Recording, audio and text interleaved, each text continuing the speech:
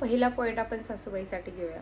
ज्या लेडीज किंवा ज्या सासूबाई माझा व्हिडिओ बघतायत त्यांच्यासाठी स्पेशल आहे की जेव्हा तुमच्या मुलाचं लग्न होतं आहे किंवा अरेंज मॅरेज असू दे किंवा लव्ह मॅरेज असू दे तुमच्या मुलाचं, तर तुमच्या मुलाचं लग्न झालं आहे, कोणीतरी नवीन तुमच्या घरात आलं आहे, तर तिला ॲडजस्ट करण्यासाठी कमीत कमी तिला 1 वर्ष जाईल. 1 वर्षानंतर ती परफेक्ट बनेल किंवा त्याच्यामध्ये काही ज्या चुका असतील, ज्या गोष्टी वाईट असतील किंवा काही गोष्टी असेल त्या तुमच्या घरातल्या एक्सेप्ट करायला तिला 1 वर्ष तरी जातो. आणि असं समजायचं नाही की ती तुम्हाला एवढे वर्ष गेले तुमचा संसार सांभाळताना, तर तिला लगेच ह्या सगळ्या गोष्टी येणार नाही लगेच एकाच वर्षात. म्हणजे पहिला मुद्दा घेऊया सासूबाईसाठी. जर तुमच्या मुलाचं लग्न झालं आहे, ते लव्ह मॅरेज असू दे किंवा अरेंज मॅरेज असू दे, तुमच्या मुलाचं लग्न झालं आहे, कोणीतरी तुमच्या घरात नवीन पाहुणे आली आहे, तिला ॲक्सेप्ट करा. आणि तिला असं समजू नका की ती एकाच दिवसात सगळं काही शिकून जाईल. तिला घरात तुमच्या ॲडजस्ट करण्यासाठी कमीत कमी 1 वर्ष जाईल.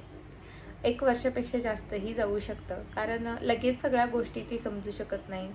20-25 वर्षाची मुलगी ह्या सगळ्या गोष्टी एकदमच कसं ॲडजस्ट करणार आहे. तुमचा अनुभव ह्या सगळ्या गोष्टी यायला तिला खूप वेळ लागेल. तुम्हाला या घरात ॲडजस्ट व्हायला कमीत कमी 1-1.5 वर्ष तरी लागलाच असेल. तेवढा वेळ तुमच्या सुनेलाही द्या. आणि तो काळ आठवा जेव्हा तुम्ही एक सून म्हणून, एक नवीन नवरी म्हणून तुम्ही त्या घरात आला होता. आणि त्यावेळेस ज्या तुमच्या मनात फिलिंग्स होत्या, त्याच फिलिंग्स आता तुमच्या सुनबाईच्या मनात असतील. किंवा आता थोडंसं काळ बदलला आहे त्याच्यामुळे ती मॉडेल असू शकते. तुमचे विचार आणि तिच्या विचारांमध्ये फरक होऊ शकतो. तर प्रत्येक सासूबाईला मी हीच सांगेल की सुनाला चांगल्या सवयी लावणं हे तुमच्या हातात आहे. काही तिच्या सासूबाईने, तिच्या आईने लावलेल्या असतात आणि काही सवयी तुम्हाला लावायच्या आहेत. असं नाही की ती परफेक्ट होऊ शकते. ती परफेक्ट बनेल असं तिला थोडंसं टाईम जाईल परफेक्ट बनण्याला. एकदम ती परफेक्ट होऊ शकत नाही.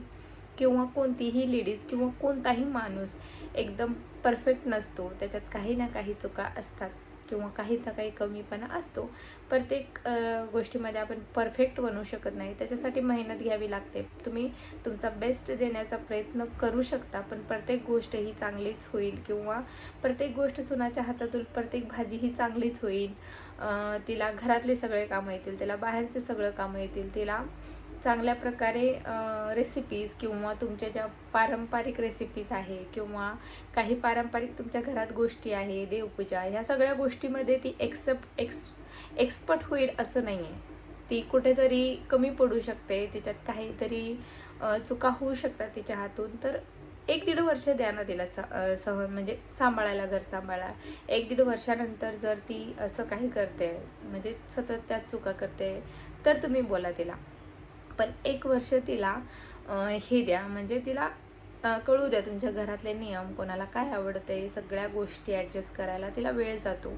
तुम्ही तिच्या जागी स्वतःची मुलगी ठेवा आणि मग म्हणा की प्रत्येक गोष्टीमध्ये तुमची मुलगी म्हणजे परफेक्ट आहे का. किंवा तुमची मुलगी सासरी गेली, तिला थोडंसं जास्त कामाचा लोड पडला, तर तुम्हाला कसं वाटेल? वाईट तर वाटणारच ना की माझ्या मुलीने इथं एवढं काम केलेलं नव्हतं, तिच्यावर एवढं सारा लोड आला आहे. तर तुम्हालाही ऑब्व्हियसली तुम्हाला वाईट वाटेल. सगळ्या सासूबाईंना सांगते मी, चांगल्यापैकी ऐका. आणि आजची जी जनरेशन आहे तिला असं नाही आहे की कपडे, आणि मेन गोष्ट म्हणजे गावाकडे किंवा सिटीमध्ये पण घरात काही ड्रेसेस घालण्याची बंदी असते. घरात साडी घ्यायची, डोक्यावर पदर घ्यायचा, आता नाही आहे त्या गोष्टी. पण ज्या भागात आहे त्यांच्यासाठी मी म्हणते की तिलाही जीव आहे. कदाचित लग्नाआधी तिला काही गोष्टी म्हणजे नाही मिळाल्या बघायला, किंवा तिनं तशाच ड्रेसेस घातले असतील, किंवा तिला साडी वगैरेच्यामध्ये थोडं बोर होतं आहे, तर तिला ड्रेस घालू द्या. ड्रेसमध्ये असं कुठे लिहिलं आहे की लेडीजने लग्न झाल्यावर साडीच घालली पाहिजे, ड्रेसेस घालू नये. तर तिला ड्रेसेस घालायला जर आवडत आहे, तर तिला कम्फर्ट वाटतं आहे त्या गोष्टींमध्ये, तर तिला घालू द्या. प्रत्येक गोष्ट तुमच्या मनासारखी न करता थोडंसं तिच्या मनासारखं घ्या. म्हणजे सासूबाईंना सांगते स्पेशली मी, तुमच्या सुनेला जर तुम्हाला तुमच्या मुलीप्रमाणे तुम्ही ठेवाल, तर तीही तुम्हाला आईप्रमाणे प्रेम देईल आणि प्रत्येक गोष्ट निसंकोचपणे तुम्हाला सांगू शकेल. तिला जर कुठेतरी फिरायला जायचं आहे, नवऱ्यासोबत पार्टीला जायचं आहे, तर तुम्ही तिला प्रोत्साहन द्या. अरे वा, किती छान दिसतेस, हे ड्रेस घाल, तू याच्यावर तुला हे सूट करतील, जावा दोघंजण एकदम एन्जॉय करा, हेच वय असतं. त्याच्यानंतर मुलं बाळे झाले की ह्या गोष्टी होत नाही. तुम्ही स्वतःहून म्हणा, तुमच्यावर जो टाईम होता तेव्हा फिरायला वगैरे या गोष्टी मिळत नव्हत्या. तर तीही एक लेडीज आहे. सगळ्यात पहिले तिला सून म्हणून घेण्यापेक्षा ती एक स्त्री आहे आणि ती एक मुलगी आहे कोणाची तरी. या गोष्टीने, या दृष्टीने तुम्ही जर बघितला तर नक्कीच तिचंही तिच्या जागी तिचाही पॉईंट ऑफ व्ह्यू चांगलाच राहील. तिलाही चांगलं वाटेल की माझी सासूबाई, आणि ती 4 लोकात तुमचं नाव जेव्हा म्हणेल ना की माझी सासूबाई मला काहीच हे करत नाही, मला खूप आईप्रमाणे जीव लावतात, मला खूप प्रेम देतात, तेव्हा जे ते लोक ऐकतील आणि तुम्हाला येऊन सांगतील, तर तेव्हा तुम्हाला किती प्राऊड फील होईल की माझी सून म्हणजे बाहेर माझ्यासाठी एवढे चांगले शब्द यूज करते, मला एवढी रिस्पेक्ट देते. जर तुम्हाला रिस्पेक्ट हवी असेल सुनेकडून, तर जास्त करून खूप भागात मी बघितलं किंवा खूप जागेत बघितलं मी, सासऱ्याचं आणि सुनेचं खूप जमतं. म्हणजे सासरे आणि सुनेचं जमतं आणि सासू सुनेचं जमत नाही कुठेतरी. तर ह्या गोष्टींमध्ये सासरा जो असतो ना, तर त्याला माहीत असते कुठेतरी त्यांना की सून ही नवीन आलेली आहे. असं म्हणत नाही मी की सासूबाईंना माहीत नाही, पण काहीतरी त्यांना असं वाटतं की मी एवढं सगळं एवढ्या वर्षाहून सांभाळत आले आणि एकदम ही आली आणि हिच्या मर्जीप्रमाणे ही करू लागली, तर करू द्या. आजकालची जनरेशन नवीन आहे. प्रत्येक गोष्टी त्यांना नवीन शिकण्यासारख्या आहे. तुमच्या सुनेकडून तुम्ही काही गोष्टी शिका आणि तुम्ही काही गोष्टी तिला सून म्हणून आलेली आहे. एखादी कामवाली बाई आपण घरात आणलेली नाही आहे. आपल्या मुलाला ती सांभाळून घेते. आपल्या मुलामध्ये काही वाईट गुण असतील तर स्पेशली तुम्हाला सांगते मी की जर तुमचा मुलगा ड्रिंक करत असेल किंवा काहीतरी त्याला व्यसन असतील, तर कदाचित त्या व्यसन सोडवा आणि नंतरच त्याचं लग्न करा. म्हणजे एखाद्या बिघडलेल्या मुलाला सांभाळण्यासाठी त्याचं लग्न करून देणं हे योग्य नाही आहे. तुमच्या मुलाला पहिले शिकवा, तुमच्या मुलाला ते योग्य बनवा की तो लग्न करून एक जबाबदारी आहे, एक जिम्मेदारी आहे, ती तो घेऊ शकतो, रिस्पॉन्सिबिलिटी आहे, तो सांभाळू शकतो, तेव्हाच त्याचं लग्न करा. असंच कोणाच्या मुलीचं आयुष्य बर्बाद करू नका. कारण खूप जागी बघितलंय मी की म्हणजे मुलगा दारू पितोय, ड्रिंक करतोय म्हणून त्याचं लग्न लावून दिलं, म्हणजे तो व्यवस्थित होईल, तो चांगला राहील असं लोकांना वाटतं आणि ते लग्न लावून देतात. एखाद्या बिचारीचं, एखाद्या गरीबाच्या मुलीचं आयुष्य हे करून टाकतात आणि त्याचं व्यसन जात नाही. खरं तर हे व्यसन जात नाही, लगेच जात नाही, त्याला खूप हे लागतो. आणि ज्याला मेन गोष्ट म्हणजे आपल्यावर असते, आईवरच असते की मुलांना असे व्यसनाकडे तुम्ही वळूच देऊ नका तुमच्या मुलांना. हे व्यसन खूप वाईट असतं आणि एखाद्याच्या मुलीचं आयुष्य हे बर्बाद करू शकतात. खूप अवघड आहे या गोष्टी. ड्रिंक वगैरे या गोष्टी चांगल्या नाहीत आहे. हां, तुम्ही कधीतरी घेताय, काहीतरी सेलिब्रेशन आहे, पार्टी आहे, तेव्हा घेणं आणि दररोज पिऊन येणं हे खूप वेगळी गोष्ट आहे. पुढची गोष्ट मी सुनेंसाठी म्हणणार, ज्या लेडीज आहे त्यांचं लग्न झालंय, तर तुम्हाला मी सांगते की सासूबाई ही आई होऊ शकते. असं म्हणत नाही की ती सासू म्हणजे ती जर तुम्हाला काही वाईट बोलते तर तुमच्या चांगल्यासाठीच बोलते, कधीतरी तुमच्यावर चिडते, तर तुम्ही तुमचा बेस्ट द्यावा, तुम्ही चांगल्या प्रकारे सगळं हँडल करावं, त्याच्यासाठीच ते तुम्हाला रोकटोक घरात करत असतात. प्रत्येक गोष्टीवर तुमच्यावर चिडचिड करणं, हे करणं, तर ते हे करत असतात कुठेतरी. तर तुम्ही त्यांना समजून घ्या. तुम्ही नवीन, त्यांचं काळ वेगळं होतं, त्या काळात जशा गोष्टी होत्या किंवा जशा प्रकारे त्या राहिल्यात त्याच प्रकारे ते तुम्हाला ट्रीट करतील. तर तुम्ही नवीन युगाच्या मुली आहात किंवा तुम्ही नवीन युगातल्या पिढी आहात, तर तुम्ही तुमच्या सासूबाईंना कशा प्रकारे हँडल करायचं आहे तुमच्या हातात आहे. आपल्या हातात असतो की आपण कशा प्रकारे त्यांना आपण हँडल करायचं आहे.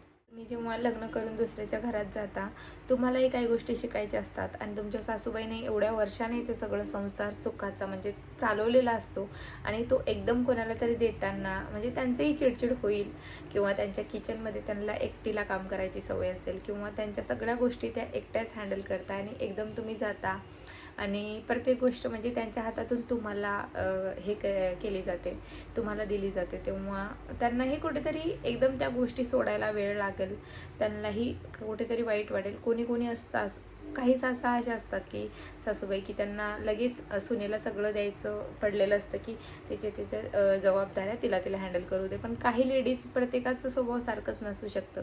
काहींना असं वाटतंय की मी एवढ्या दिवसाने म्हणजे एवढ्या वर्षाने हे सगळं हँडल करत आले, एकदम तिला कसं सोपून देऊ, ती चांगलंच करेल, ती चांगलंच संसार करेल हे मला थोडी माहीत आहे.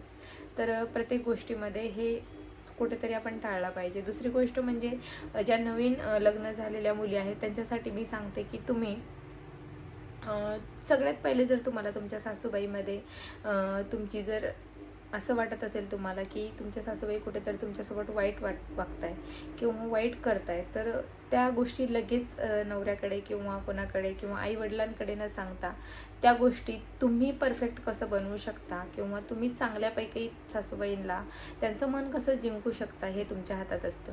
शेवटी त्यांचा मुलगा आहे, त्यांच्या मुलाचा संसार हे त्यांना चांगलंच बघायचं असतं आणि त्यांच्या मुलाच्या चांगल्यासाठीच ते तुमच्यावर रोकटोक करत असतात. तर पहिली गोष्ट आपण काय करायचं, जर तुमच्या सासूबाईंचं मन जिंकायचं आहे तर पहिली गोष्ट काय करायची, तुमच्या काही साड्या, तुमच्या काही ज्वेलरीज सासूबाईंवर ट्राय करायच्या.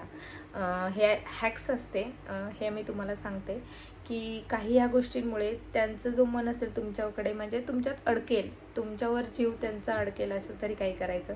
त्यांना कधीतरी छान नटवायचं, त्यांना सासूबाई तुम्ही छान दिसता त्या साडीवर, कधीतरी त्यांना चांगली साडी नेसवायची किंवा छान त्यांना सजवून म्हणजे धजवून एकदम मस्त त्यांचे फोटो वगैरे काढायचे, त्यांच्यासोबत फोटो काढायचे. आणि तुम्हाला जर नणंदबाई असेल किंवा नणंद मोठी असेल छोटी असेल तर तिलाही कधीतरी तुमचे कपडे, तुमची ज्वेलरी ह्या वगैरे गोष्टी द्यायच्या. तुम्ही छान दिसतात ताई, त्यांच्यासाठी शॉपिंग करायची. कधी बाहेर गेला तर सासूबाईसाठी किंवा तुमच्या नणंदबाईसाठी काही गोष्टी आणायच्या.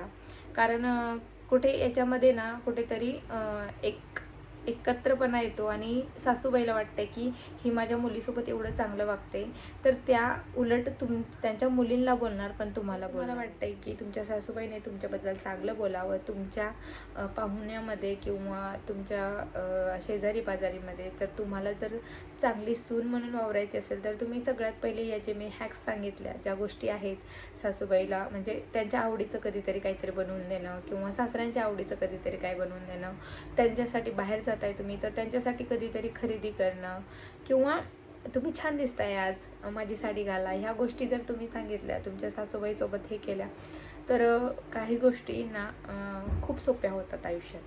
ज्यांना सासूबाई नाही आहे त्यांनाच कळतं आहे की सासूबाई होणं हे किती हे असतं, खूप गरजेचं असतं. घरात मोठं कोणीतरी असलं की, कारण मोठ्यांची ती हे असते शाबासकीही तेवढी महत्त्वाची असते, मोठ्यांचं ओरडणं बोलणंही तेवढंच इम्पॉर्टंट असतं लाईफमध्ये. तर ह्या काही गोष्टी होत्या ज्या मी तुम्हाला सांगितल्या, नक्की तुम्ही फॉलो कराल. आणि माझं हेच म्हणणं आहे की सासूबाईला आईपेक्षा जास्त कमी पण समजू नका, कारण ती आपली दुसरी आईच असते, जिने आपल्या नवऱ्याला म्हणजे चांगलं घडवलंय, त्यांचे संस्कार दिलेत, तो आपल्याला सोबत चांगलं राहतोय, तर हे कुठेतरी त्याच ह्याची माऊलीची देणगी असते.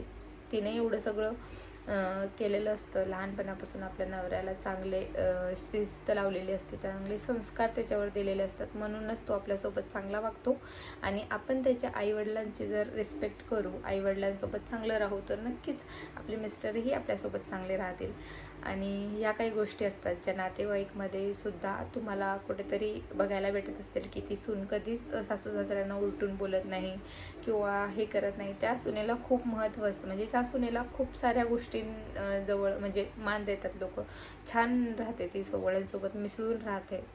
तर तुम्हाला थोडे दिवस जातील ॲडजस्ट करायला, पण आय होप तुम्ही सगळे ॲडजस्ट कराल आणि याच्यामुळेच तुमची एक चांगली फॅमिली, हॅपी फॅमिली राहू शकते. वेगळं वेगळे राहण्यापेक्षा एकत्र राहणं हे खूप चांगलं आहे आणि चांगलं म्हणजे एकत्रच राहा तुम्ही, जॉईंट फॅमिलीच राहा, हीच माझी इच्छा आहे. तर सगळ्या लेडीजने जो माझा व्हिडिओ इथपर्यंत बघितला त्यांच्यासाठी खूप सारा धन्यवाद. असेच माझे नवनवीन व्हिडिओ माझ्या चॅनलवर येत असतील. जर तत्पूर्वी जर तुम्ही माझ्या चॅनलवर नवीन असाल तर परत एकदा सांगते, माझ्या चॅनलवर सबस्क्राईब करून घ्या.